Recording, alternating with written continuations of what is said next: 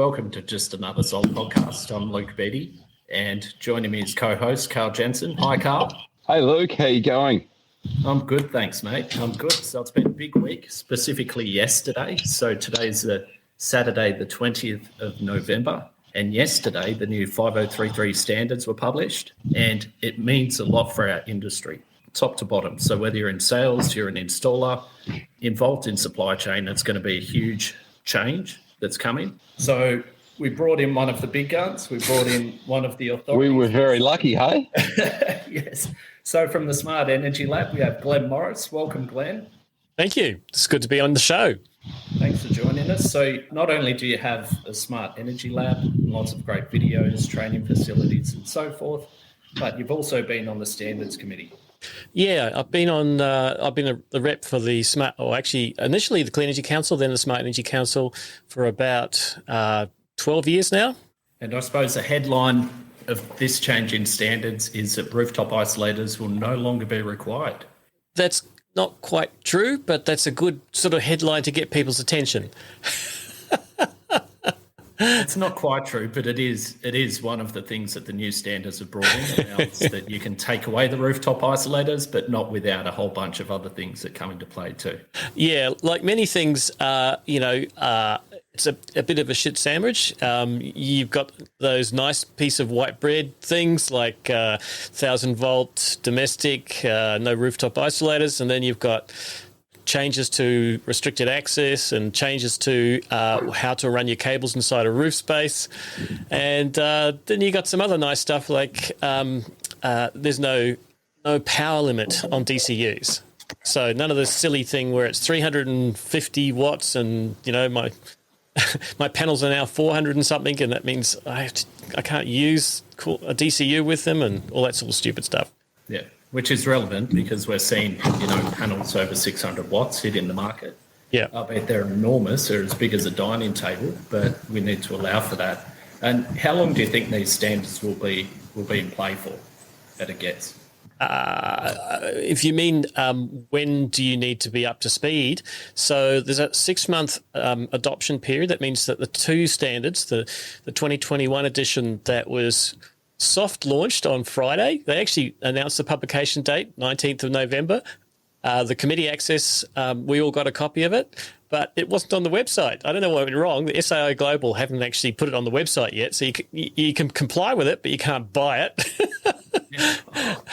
And the 2014 edition will run parallel for 6 months, and after that it will be superseded completely. So you've got kind of 6 months where you can carry on doing what you're doing right now, but you can't pick and choose. You can't go, I think I'll go to 1,000 volts on domestic because you're allowed to now. That means you have to, for that installation, fully comply with the new standard. Which haven't been published yet online. Yeah, I think there's a little hiccup there. I've been talking to the standards and just saying, what's happened? Where is it? And they said, it's coming. So I think they just had a bad Friday. So I suppose in the short term, people would have sold jobs and companies would have sold jobs, and they're according to the previous version of the standards. So they can just continue as business as usual according to those standards. Absolutely. Yep. They can use the existing standard for the next 6 months. But they can also use the new standard, but they just have to comply to the whole lot. Yep. I mean, each job, you can switch between them as you wish. If you want to dip your toe into the new standard on a nice, easy job, something like a single string, maybe with DCUs, maybe not, but keep it nice and simple. It won't be too hard. Certainly, if you want to get rid of that rooftop isolator, you probably want to look for a roof that has a cavity so that you can run your cables above the ceiling space. You've got to be 600 mils above the ceiling. So you don't want a cathedral roof. You want a pitched roof. So that would be good. You've got to start doing site plans showing the run of the DC cable then. So you have to show where the points of disconnection are on the roof, which is basically your plug and socket. You're going to have to label that plug and socket disconnection point, and you've got to protect it from sun, so it's got to be readily available, so it can't be tucked way underneath the panel that you have to take apart the array to disconnect it. So probably what people are going to be doing is using the existing isolated protectors, those little lunch boxes that you put on the roof as a place to put your point of disconnection, your plug and socket on the end of your string. And does that require labelling as well? It does. So you have to label it as the PV array point of disconnection. And if you've got a split array, you've got to have one at each point on each roof array. So if you're spanning two roof areas, or you've got two parallel strings, you'll have 2 points of disconnection. So you can't just leave some MC4s dangling at the end of the string. Nope. To be protected.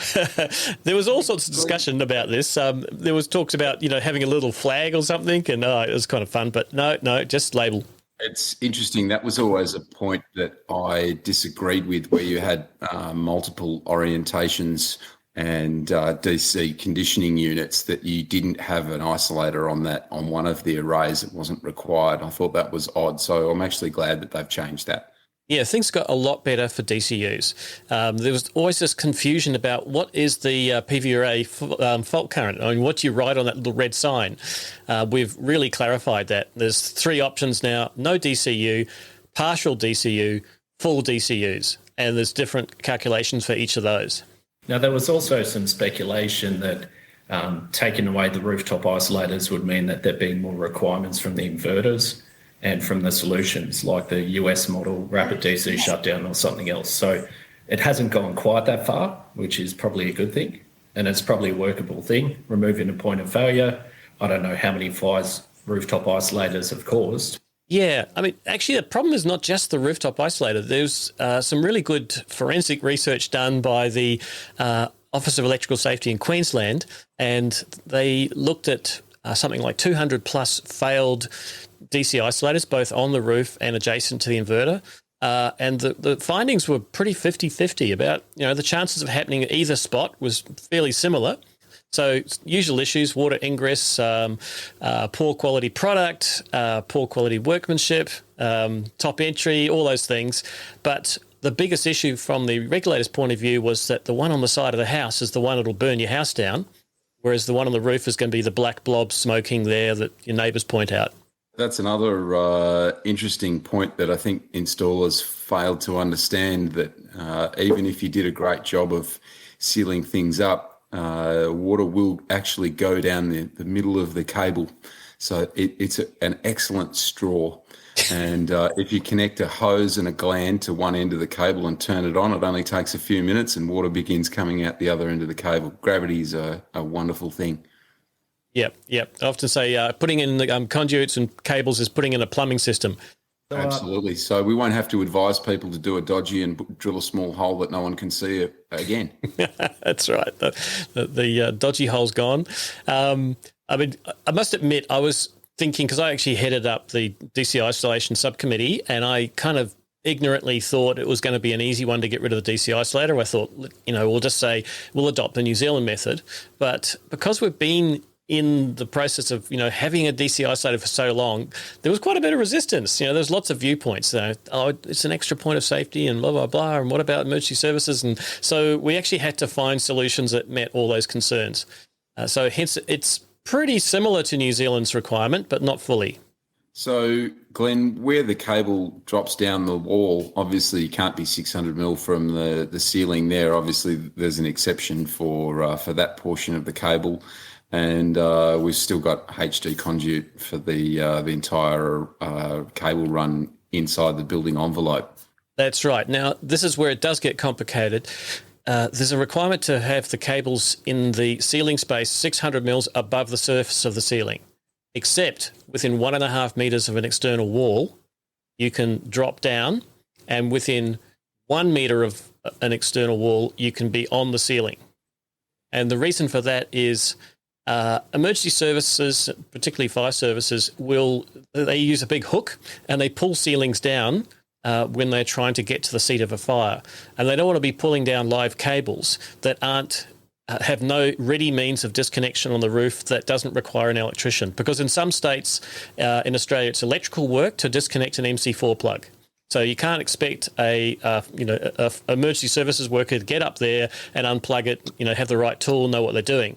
So if there's not a DC isolator on the roof, then you've got to have the cables 600 mils above the ceiling, except for that little strange 1.5 to 1 metre zone where it's allowed to drop down, because fire services will advise their staff, their firefighters, that that's the zone that's dangerous. Don't go poking holes near the external wall. I can see that installers are going to abuse that one and run their cable within 1.5 metres of all the external walls so that they don't have to comply with the 600 mils. Well, what's wrong with that? Isn't that what used to happen? Everyone would just chuck all their TPS into the eave and go, she's good. She's good. She's good. So there is the other scenario where you get a roof that comes down and it's not going to be possible to keep that 600 mil clearance. So what can people do in that case? Their allowance for back to the rooftop isolator. Okay. So the issue is that a rooftop isolator can be operated by a non-licensed electrician. So, sorry, can be operated by someone who's not a licensed electrician. That was a really bad phrase. So that means that they can isolate that cable before they start pulling, the ceiling down. But where you're going for the new option of getting rid of the rooftop isolator, you have to meet those extra requirements. Okay, so you can still, if you have the rooftop isolators, you can still install the cable close to the ceiling if need be. Yeah, just on top of the battens or the support system of the ceiling. Yep. So there's probably going to be mixed installs then, where in some cases it makes more sense for the rooftop isolators, and then other cases where you can just have a disconnection point. So you also mentioned that there needs to be planned view of cabling for a building, including the disconnection point. What needs to be in that, and how much work do you think it'll be for installers? It will be similar to doing an undergrounds map. It's got to be actually on site, so it's not just in a manual somewhere that's in the customer's top drawer in their bedroom. So a bit like in different states and territories in Australia, you're required to do the underground map and put it on the inside of a switchboard, for instance. We're going to require something similar to that. I know in Western Australia, that was actually a requirement for PV array systems too. So I think Western Power had that requirement, that you did a proper diagram showing the configuration of the system. But now you've got to show in plan view, so looking from above, the location of the PV array, the location of the point of disconnection for each of the PV arrays, and the location of the inverter and pathway that the cable makes. It's a pity we can't show you one of my customers' homes in Brunswick, where he has more than 35 kilowatts of sun powers on a heritage home in Brunswick. I'm sure the line diagram for that looks rather horrific. It doesn't have to be a full SLD. It's going to be a box for the array, a box for the inverter, and a red line showing the path that the DC cable passes through the building. So it's almost on the back of a napkin. Back of a napkin, laminated, stuck on the switchboard. Very good. Which actually is a good point. You have to get yourself a laminator, so you're going to have to make these things up. Glenn, do you know of any 12-volt laminators that installers can plug into their cigarette lighter? I don't know. Maybe Dymo make one. I don't know. There's probably only a couple, 150 watts, those sort of devices. So realistically, a small inverter, and this is something that's that an installer could feasibly carry with him. Yeah.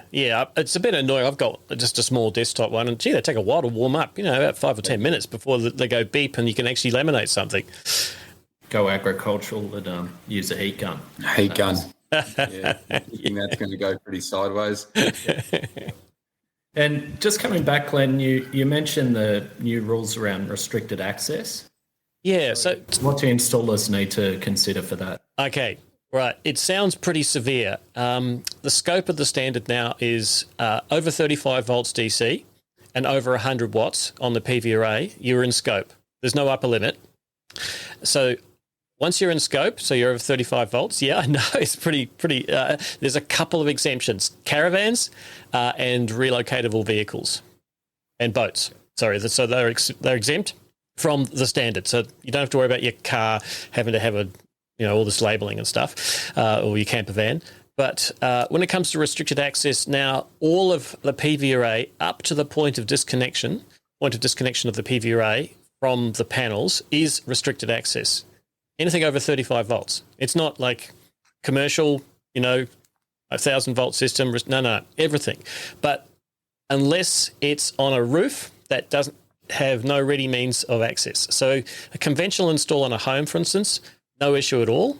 But if you have a ground mount system in your back garden at home or on your farm, that will require restricted access up to the point of disconnection. So that would be from the string and fly leads, etc., of the array would all need to be restricted. Now, that could be a fence around the ground mount system. It could be enclosure of the cables on the back of the modules, ducting, for instance, but not a problem for resis where it's on a roof. That's not deemed to be an accessible space. So anything over 2.5 metres above the ground is considered to be restricted by location. Okay, so the commercial guys, unless there's a ladder going to the roof for access, and all they would need is probably some kind of a lockable access point, so that the ladder could be there as long as there's some kind of a restriction to you getting physically on the roof, then it'd be okay. Or is it general public don't have access, could have access from inside the building? Probably this is good stuff for your course, Glenn, because this is way beyond the scope of this meeting today. But this is the sort of stuff that you cover in your course, and that's was it 4 hours or 8 hours? How long does it? Yeah, it's 2 4-hour sessions on the 1st and 2nd of December. So it's being run at 4:30 p.m. Australian Eastern Daylight Saving Time. So that's a crash course in the new standards, the 5033, updated standards. So any installer can expect to go along to that and be updated from what they currently know and what they've been installing to, correct? Yeah. There's actually an awful lot. Even that 8 hours is going to be packed. But I guess as a presenter, I've got to make it entertaining as well. So it can't be clause after clause after clause. I'm going to have to sing and dance and do a few other things. I was sort of thinking, Glenn, that our podcast today is a bit of a teaser, as in there's a lot of the industry that really wants to do greater than 600 volts, particularly three-phase installations where the sweet spot for the inverter is 580 volts DC. That's where the inverter's sweet spot is. It doesn't have to do any boosting or bucking, and that leaves us with, say, 23 panel strings. So we're excited about being able to operate the inverters more efficiently, but this is just barely touching the sides as to all of the things that we need to be aware of. And Luke and I talked about this in great detail. Certainly this is not something that we do or we want to have to do as wholesalers, and we want to point them in the direction of a training organisation such as yourself that can educate these guys properly so that they don't get defected on 10 jobs, 20 jobs, 30 jobs before they realise that they've made a mistake. Yeah. The best forums we have is Facebook, and Solar Cutters particularly is probably the best forum for any installer because they can post questions. There's lots of competent guys and experienced guys in there who jump in, but sometimes the information isn't 100% spot on. Yeah, I must admit, I spent a lot of time playing whack-a-mole on Facebook. Someone will say the wrong thing. I go, no, that's not right. And then someone else will say it somewhere else. And no, that's not right. So, yeah. But I must admit, I'm a big Cutters fan, hence the T-shirt. It is one of the most helpful groups for, Kiwi and Australian installers. It's, really good to get some industry inside knowledge without having to do a whole training course around it. So, yeah, go Cutters. That's kind of why I've been supporting them in my Toolbox Tech Talks that I did for a couple of years during lockdown. So, that was fun. But can I just come back to the standards, the changes to the standards? Whenever there's a change to a standard, it doesn't mean it's going to be crystal clear. There'll still be that wiggle room where what's the interpretation? So you've got to remember that your safety regulators in every state and territory are the ultimate purveyors of truth. And so, they may have a slight variation on the view of how to interpret the standard. So don't be too gung-ho straight off, but some things are easy. 1,000 volts is 1,000 volts, we know that. But when they say, restricted access by location, and it's, as Karl was saying, I suppose that could be a locked hatch with a ladder attached and the public can't get in there. Well, it may be more than that. It may actually specify, that it's a power industry lock, for instance, or something. So those things haven't yet to be defined clearly. So there'll be a little bit of sorting those things out over the next 6 months or so. And it won't be consistent across the country. As always. I was thinking it won't be consistent in between inspector to inspector, and there's hundreds of them in Victoria. So that's a whole new can of worms again. Yeah, let's not go down that rabbit hole. Inspectors in Victoria now are enforcing documentation as if you have basically left live wires sticking out of the wall. So it's a big deal. If you haven't got your documentation, you might get pinged. The advantage of Victoria is that the guys often have regular contact with their inspector, as opposed to some of the other territories where it's luck of the draw who you get. And a lot of them have good relationships with their inspectors and can talk this stuff through and nut it out before they're actually on site. So that's one good thing about Victoria. Oh, look, without a doubt, obviously I was based in WA for best part of 10 years, and having input from New South Wales installers, Queensland installers, South Australia, so on, the Solar Victoria scheme has 100% without doubt, in my mind, improved the quality of installs in Victoria out of sight. And I getting back to the Facebook thing, I think it's funny when people jump on there and say, oh no, this isn't necessary and that's not necessary, when it really is. And this is the reason why Solar Victoria has made these things worthy of attention and defected people for them. And in other states, they're still not doing that stuff, but they think that it's all fine. Yeah, I agree with you. Really, Victoria is kind of the high watermark for compliance, and other states often follow. So, we got enforcement of edge protection, as you should basically protect workers from falling. It started off in Victoria being well enforced, and then, New South Wales followed suit. And so, yeah, these things. By the way, New Zealand already had it. It was old school in New Zealand. So, yeah, they've been putting up perimeter protection for a long time. Well, very interesting. I had that conversation with a customer last week. He said, what are you guys using in Victoria? Because Western Australia still seems to think that in most scenarios, not even a harness is required.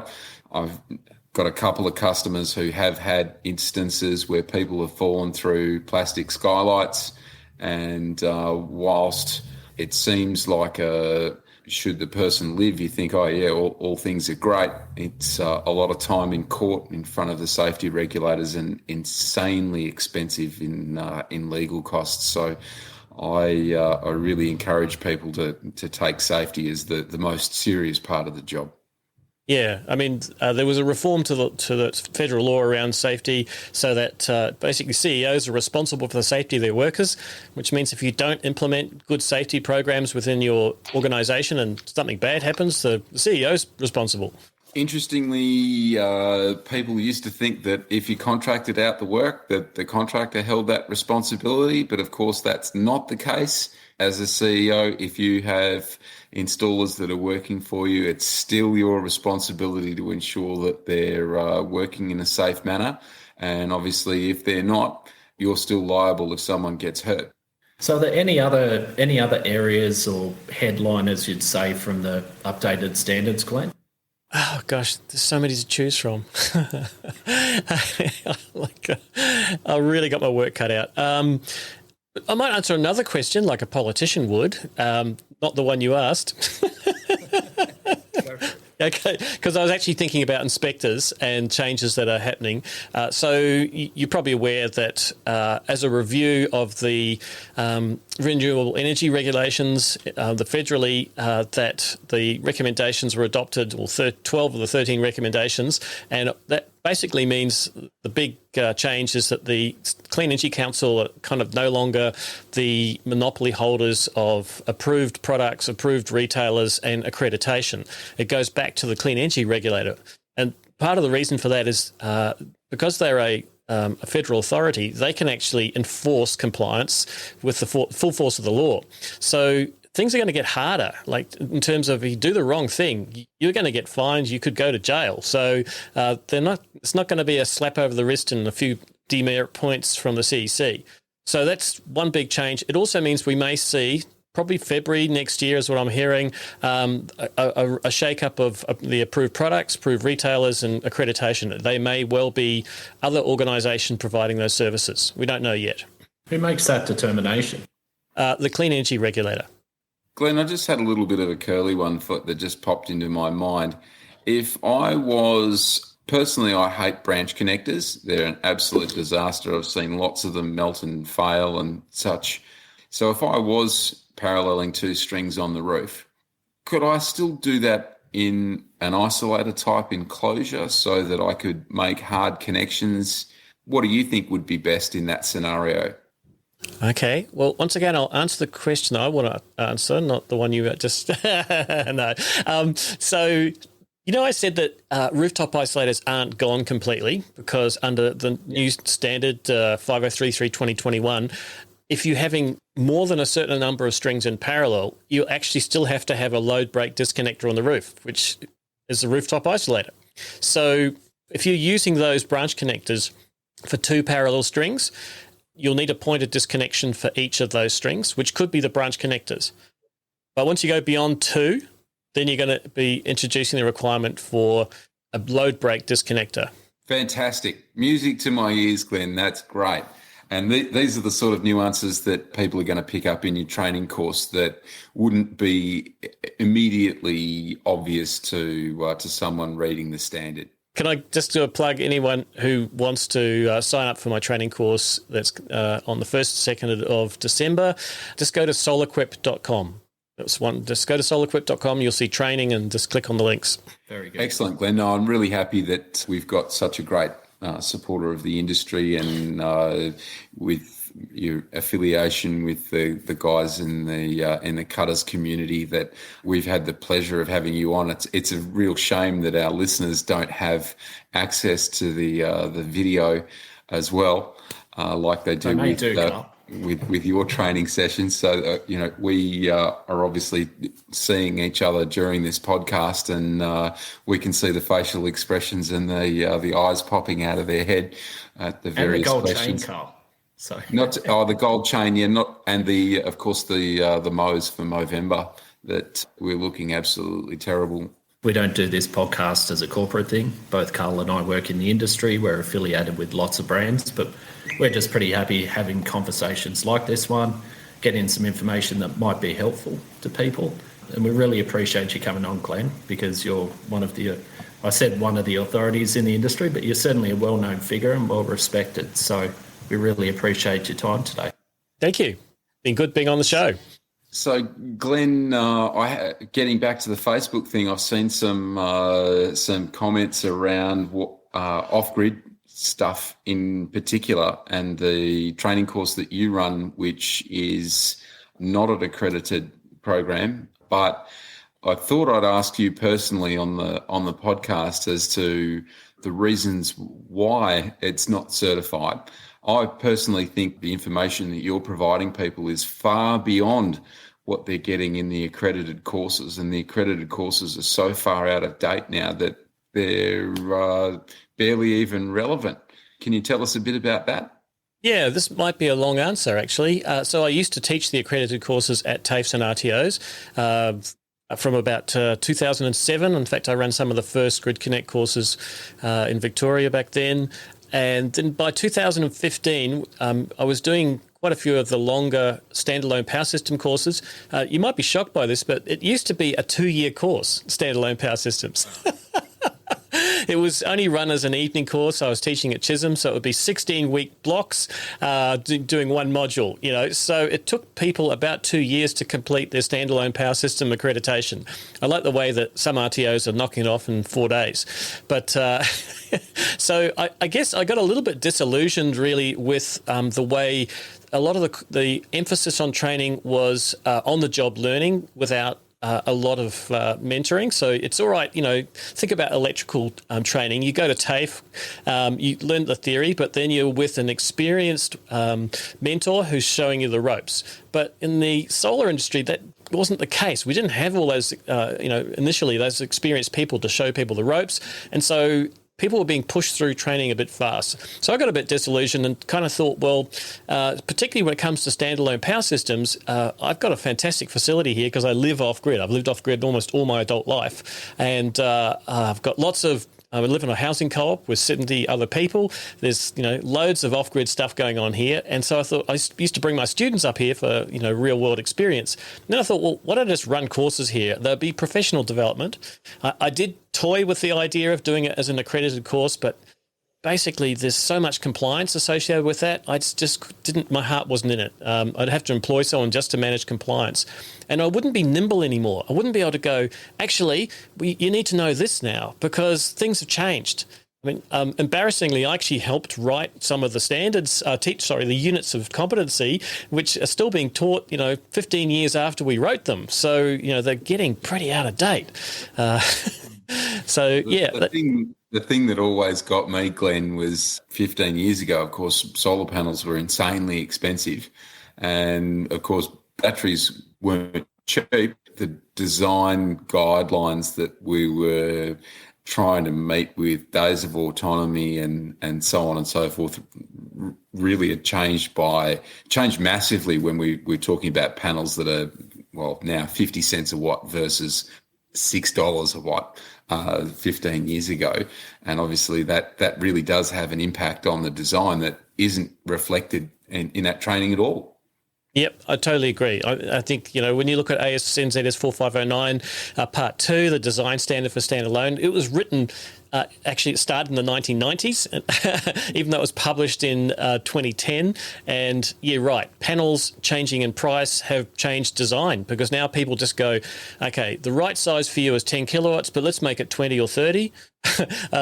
Because we know that will reduce the demand on the battery, so it's never being used during the day at all. It's always fully charged by the end of the day, and you can recover in a few hours. Like my system here usually is full by 9 o'clock in the morning, so it recovers really quickly by having a lot of PV, and that means things like a backup generator even starts to become, you can kind of get by without one. I'm still not that keen on saying that, I just did, but people are starting to go, well, actually, black is the new black. If you use too much power, it's going to go black. Yeah, look, I used to work on a lovely number that I still talk to people about today. I don't know if it aligns with what you talk about, but if we've got 1 kilowatt hour of demand, we need 1 kilowatt of array. And with lead, that was quite difficult because you couldn't charge them quickly. You needed to maintain a C rate, say 0.1, in order to charge them effectively rather than getting just a surface charge. But with lithium technologies there, that's well and truly achievable now. And as you say, we can have a much bigger array and be on float by 9 a.m. in the morning. Yep. Totally. Assuming that the weather's good. Well, actually, I've got bifacial panels here on a tracker, and even when the weather's bad, they crank. Look, Glenn, I'm 100% agreeing. Someone asked me the other day, why the hell would I want to put 24 kilowatts on the roof of my new house? I'm not connected to gas at all. There's no gas meter. And if I want to heat that house in winter and provide for hot water and the weather's bad, I can't see myself using less than 24 kilowatt hours of energy. So the right size system for me is the whole roof. Yeah, keeps your house cool too. A little bit of an insulation layer, you think? Well, I'm talking about direct, sun on the roof, heating it up. So solar panels are going to shade your roof. It'll actually keep it cooler. Well, that's a bummer because in Victoria, it's been cold for the last 9 months. The weather is terrible. I'm not going to comment from WA. It's been lovely. Well, having lived in WA for 8 years, I can tell you that extra 6 or 7 degrees that the winter temperature is warmer in Perth than it is in Melbourne makes an enormous difference to your quality of life. Really does. So just to recap, we've been talking about the AS 5033 2021. And Glenn, you've got your crash course, 2-day crash course, 1st and 2nd of December, and the website is solarquip.com. So highly recommend any installers out there or people who are interested, designing systems and so forth, to sign up for that. That training's tax deductible too, isn't it, Glenn? I guess so. Yeah, if it's professional development training. The cost is negligible given the amount of savings that these customers can get from being, well, knowledge is power. Maybe a better sales pitch is save yourself a lot of headaches as we transition into the new standard. Absolutely. Money well spent. But once again, thanks, Glenn. Thanks, Karl. It's been really good. I've learnt a lot, Glenn, and hope everyone got something out of it. Like and follow. Thanks a lot. Okay. See you guys. Thanks for coming, Glenn.